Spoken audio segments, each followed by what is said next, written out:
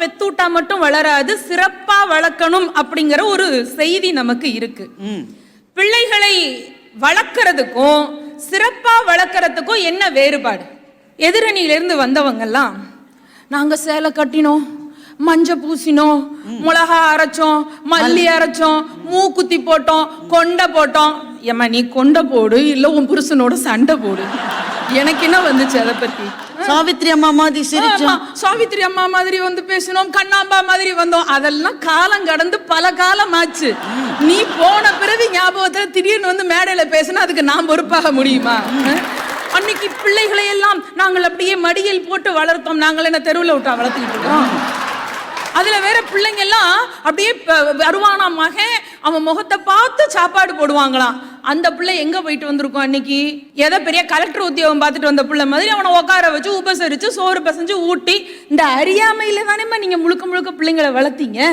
ஆனா இன்னைக்கு எங்க பையன் எந்த நேரம் எங்க இருப்பான், எங்க இருக்கணும், கிளாஸுக்குள்ள என்டர் ஆயிட்டானா ஆவலையா, லாகின் பண்ணிட்டானா பண்ணலையா, ஒழுங்கா கிளாஸ் அட்டன் பண்றானா, கிளாஸ் அட்டன் பண்ணும் போதே வேற வெப்சைட்ல போய் எதையோ பார்த்துக்கிட்டு இருக்கிறானா, ஃபேஸ்புக்ல சாட் பண்றானா, இன்ஸ்டாவில் போஸ்ட் போடுறானான்னு பிள்ளை எங்க இருந்தாலும் அவனை கண்காணிச்சுக்கிட்டு நாங்க வளர்த்துக்கிட்டு இருக்கோம். உங்களுக்கு தெரியுமா? அதெல்லாம் பாகிஸ்தானுக்கு உங்களையே ஸ்பையை அனுப்பிச்சிருக்கலாம் போல இருக்காங்க.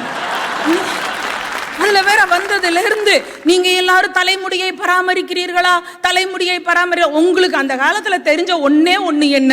ஒண்ணு சீயக்காவை அரைப்பீங்க, இல்லைன்னா வேப்பங்குழுந்து அரைச்சு தலையில பூசுவீங்க, அவ்வளவுதானே உங்களுக்கு தெரியும். ஆனா இப்ப எனக்கு பிறந்த பெம்பளை பிள்ளைக்கு தலை ட்ரை ஸ்கேல்பா இருக்கா, ஆயிலி ஸ்கேல்பா இருக்கா, மீடியம் ஸ்கேல்பா இருக்கான்னு பார்த்து பார்த்து அதுக்கு ஏத்த ஷாம்பூ, கண்டிஷனர், பேக் போட்டு நான் வளர்த்துக்கிட்டு இருக்கிறேங்க என் பிள்ளைய.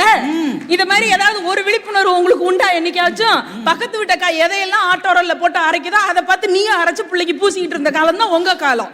ஏதாவது ஒரு விழிப்புணர்வு உண்டா? இன்னைக்கு இருக்கிற அம்மாக்கள் தெளிவா பிளான் பண்ணி பிள்ளை பிறந்ததுக்கு அப்புறமா 5 வருஷம் 6 வருஷம் அவங்களுடைய கரியர்ல, ஒர்க்ல, ஜாப்ல பிரேக் எடுத்துக்கிட்டு குழந்தையை கண்ணும் கருத்துமா வளர்த்துட்டு பிறகு தன்னுடைய வேலையை ரீஸ்டார்ட் பண்ற தைரியம் எங்களுக்கு இருக்கு. ஒரு நாளைக்கு வீட்டுக்காரரை எதிர்த்து பேசிட்டு உங்களால அந்த வீட்டுல இருந்துட முடியுமா? அந்த காலத்துல நாங்க இருப்போம் இல்ல, எங்களை தான் அவர் எதிர்த்து பேசிட்டு இருந்துட முடியுமா? இன்னைக்கு அப்படியே பாசத்தை கொட்டி வளர்த்தார்கள். பயப்பிள்ள தப்பு பண்ணிட்டு வந்து அம்மா முந்தானைக்கு பின்னாடி ஒளிஞ்சுக்குவானாமா. என்ன பெரிய தப்பு பண்ணிருப்பான் தெரியுங்களா? இந்த காலத்துல ப்ராக்ரஸ் ரிப்போர்ட்ல அப்பா கையெழுத்த அவனே போட்டாங்க. 2 மாசம் 3 மாசம் கண்டுபிடிக்காத அப்பா அடுத்த மாசம் கண்டுபிடிச்சிட்டாரு. இப்ப அப்பா என்ன பண்ணுவாரு? அவனை கூப்பிட்டு 4 அப்பா அப்பனும்ல, அப்பதானே அவர் அப்பா. அப்படி அவனை சட்டையை பிடிச்சி 4 அப்பா அப்பலான்னு கைய ஓங்குறாரு அப்பா. இந்த பாசமான தாய், அந்த காலத்து தாய் அங்கேருந்து வந்து பிள்ளைய வாரி அணைச்சு, நீங்க வேற அதுக்கு பேர ஜால்ரா அடிக்கிறீங்க, அந்த அடியை அம்மாவே முதுகில் வாங்கினார்கள். எதுக்கு வாங்கினார்கள்? அவன் அப்படியே தாவி பிடிச்சு அணைச்சுக்கிட்டு, அதுவே தப்பு. அடுத்த டயலாக் என்ன தெரியுமா வரும்? அப்பாவை பார்த்து, சும்மா இருங்க, 72 தடவை கோயிலுக்கு போய் வேண்டிக்கிட்டு பெத்த பிள்ளைய போட்டு அடிக்கிறீங்க, இப்ப என்ன பெரிய தப்பு பண்ணிவிட்டான்?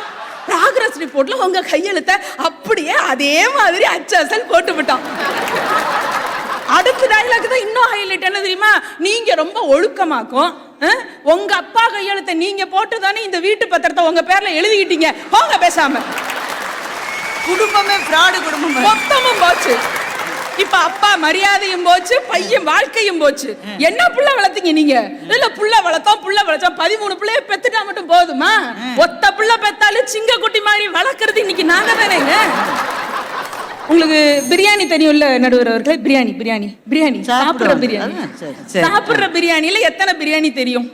அசைவம்னா ஒரு 2-3, சைவத்துல அதுவும் கிடையாது, 1-2 தான். ஆனா இன்றைய அம்மாக்களாகிய நாங்க எத்தனை பிரியாணி பண்றோம் தெரியுமா உங்களுக்கு? வீட்டுல எத்தனை தெரியுமா? பிள்ளைங்களுக்காக pink biryani, orange biryani, green biryani, white biryani, yellow biryani, black biryani.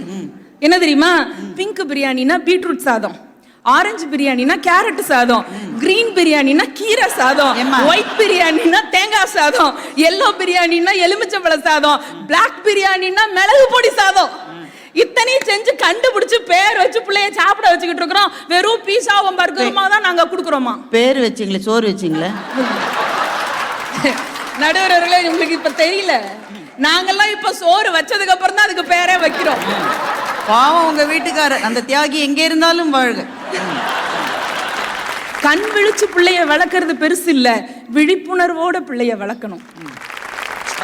நேசத்தை கொட்டி வளர்க்கறது பெருசு கிடையாது, நெஜத்தை சொல்லி பிள்ளைய வளர்க்க கத்துக்கணும். பாசமா வளர்க்கறது பெருசு கிடையாது, இன்னைக்கு சூழல்ல பிள்ளைய பாதுகாப்பா வளர்க்கறது தான் ரொம்ப முக்கியம். நாங்கள் தியாகம் செய்து வளர்க்கிறோம் என்று சொல்லுவது பெரிது கிடையாது, பிள்ளையை தைரியத்தோடு வளர்ப்பது தான் இன்னைக்கு ரொம்ப முக்கியமாக இருக்கிறது. அப்படி எல்லா விதமான உணர்வுகளோடு அத்தனை பாதுகாப்பையும் உலகத்தை பற்றிய தெளிவான பார்வையையும் பிள்ளைக்கு கொடுத்து வளர்ப்பதிலே, பிள்ளைகளை வளர்க்கும் அந்த கலையிலே சிறந்து